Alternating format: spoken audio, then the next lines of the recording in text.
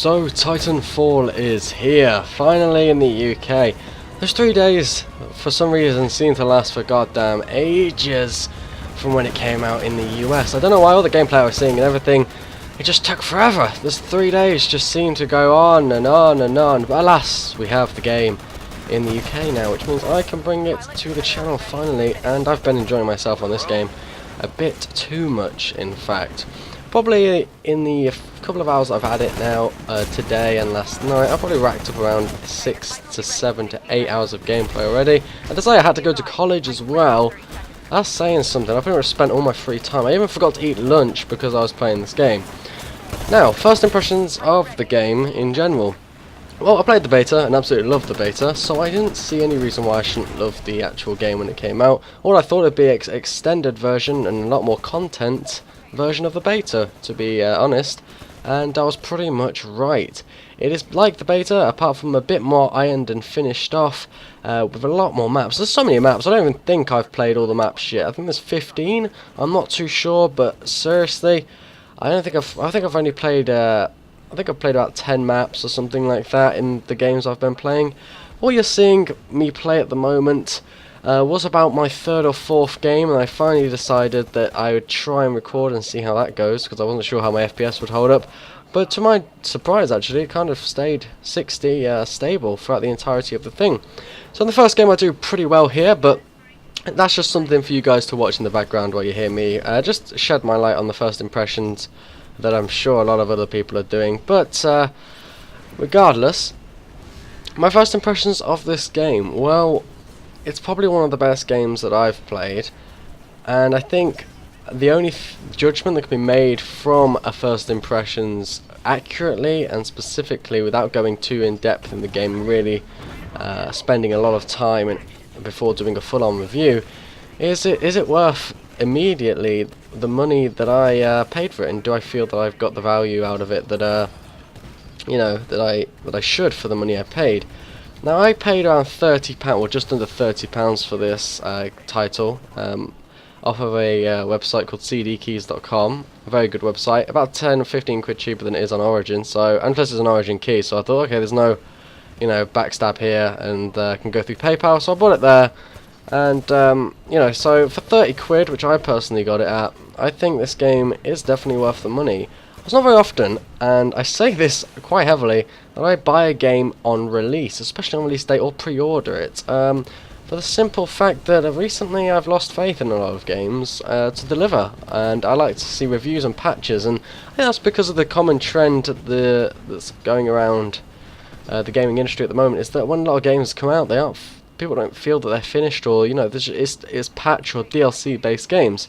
Now, although this game does have DLC, I feel that there's a lot of work and effort gone into making it very stable and very precise in the way it runs and the way they want you to have the gameplay experience. And what I mean by that is, when I first logged onto the game and I saw there was only 13 weapons, I was like, 13 weapons? I was like, what, God, what the hell is this? You know, 13, that's nothing. I mean, come on, I've played bloody free-to-play shooters with way more guns than that.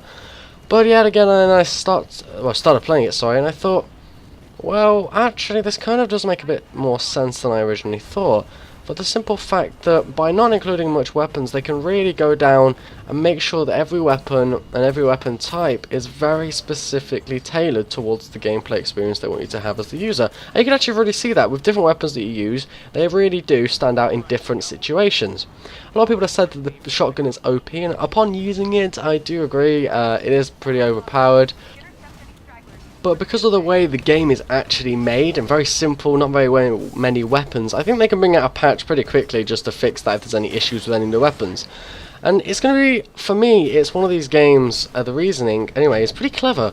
Because in any other game that I've played, even Battlefield, especially Battlefield 4, I'm a huge fan of Battlefield 4, but I tell you what, the amount of weapons that don't get used in that game, just the simple fact that there's that kind of range of weapons that's much better and more adequate for most maps than any other weapons on the game. So you don't end up using half the weapons. So I thought, okay, this kind of makes sense actually, because there are included weapons in the game which I, as the player, am going to want to use for different maps and different situations. And it does work. I actually have found myself using different weapons for different scenarios and different maps. And I think that's a really good thing actually in the game. I think it's just good generally that each weapon has a kind of significance and a different use, because then there doesn't need to be all these different types of weapons. Yeah, there's a few attachments. That's something that they probably could have added more of as attachments, but then you start getting complicated and overcomplicating things. It's like the amount of Titan types as well. A lot of people said there should be more than 3, but to be honest, the types of Titans cover everything that you'd probably want in a Titan. You've got one for maneuverability, one for pure tankiness, and one that has kind of the best of both worlds and is trying to be that kind of mediocre, deliver some damage type of guy. So really, I don't know what else they could have done with the Titans apart from starting to make one that absolutely flies or something a bit ridiculous like that. So I do actually praise the simplicity and how well it actually works in this game. I'm not saying everything's perfect, because everything is never perfect in a game, especially on release day. You can't expect everything to be perfect in my personal opinion. And I think people that do are often the most disappointed people, expect too much from a game when it first comes out. Okay, I do agree there needs to be a certain amount that's expected from a game when it first comes out, because some games you just think, what the fuck is this? Finish the game please before you bring it out, and I personally do agree with that down to the ground. But for this game, it's just absolutely fantastic. And what I really praise about the game, for me personally, is I'm not as good at FPS shooters, and yet you can go hop on this game and look like a complete pro with some of the stunts you manage to pull off, and have no skill required whatsoever to do so. And that is really awesome, because that allows you to have that kind of feel-good feeling even when you're getting your ass creamed on the game. And that's pretty cool. So, you know, noobs aren't going to be feeling so, well, hurt anymore when they're getting absolutely destroyed to pieces. And I think generally the balance of the game is pretty good at this point. There's a few things, as I said, with the shotgun that could be, you know, tailored out. But this is only what I've seen so far after playing for a couple of hours, guys. So I can't really give an in-depth review, which I probably will be doing on the game as of now, based on what I've played. I'll have to play for quite a bit longer first and actually get an in-depth kind of idea about the strengths and weaknesses of the game. There's always weaknesses of the game, it's just about finding them, seeing how they could have been worked on, etc. But the gameplay itself, you can tell that although most things are simple within the game, that the gameplay has been tailored very specifically, and the things in the game have been, you know, worked on for a fair amount as well, and not just thrown in there for some extra content. Because in my opinion, there's nothing worse than just having extra stuff that you're never going to use, you know, and that's just generally annoying. Now, one hot topic for discussion is the smart pistol. Smart pistol, well, that goes a bit of both ways, to be quite honest with you, because from my personal kind of experience so far on the game, if I want to get minion kills and try and help out in attrition my team a lot more than anything, then that's what I'll choose. I'll go for the smart pistol, because it's just absolutely awesome for going around killing spectres and grunts. You know, you can lock onto a group and bang bang bang, they're all dead, and that's pretty swift, quick, you know, easy, jump around the map, nice and agile. I think when you come up against a player though, if the player's got any good, decent aim and realises you're there, I think that 9 times out of 10 you're going to lose against a guy with a carbine or a guy with an SMG, because the pistol is generally not that effective against enemy players, just because of the sheer amount of bullets and the time it takes to lock on if you did want to lock on. So, you know, that's something to consider, I think, in the weapon choice. I think really the weapons to choose, well, the weapons that people tend to choose, if they're going for pilot kills and they want to go PvP mainly more than anything, then they choose the shotgun, because the shotgun is quite effective at taking out players, especially when you get in those close-quartered combat situations. And then the players that mainly go for grunts and just want to have the parkour aspect and really just run around the map and just shoot shit up and, you know, just have fun and try and get the awesome factor out of the game, then the smart pistol's a good option, because it's minimal effort. But at the same time, it's not overpowered, because it's minimal effort to kill something which, to be honest, doesn't take much effort to kill anyway. I've used a smart pistol in the game. I have used it, not a lot, probably about 10 minutes of gameplay, 20 minutes of gameplay with it. So I'm not that experienced with it, apart from in the beta I used it a fair amount. But I think certain properties of the smart pistol have been changed since the beta, regardless, such as the time it takes to lock onto enemy players, etc. I think, well, enemy pilots, sorry, has been drastically increased. Well, from what I can tell anyway, it takes a lot longer now to lock onto a player, which part sums it up, to be honest. So far so good on the first impressions is all I'm going to say. Is I'm enjoying the game, I'm enjoying the experience it's kind of given me. I've played through the campaign, the kind of integration campaign, I suppose I should talk about that a bit before the video ends, is actually quite a nice touch.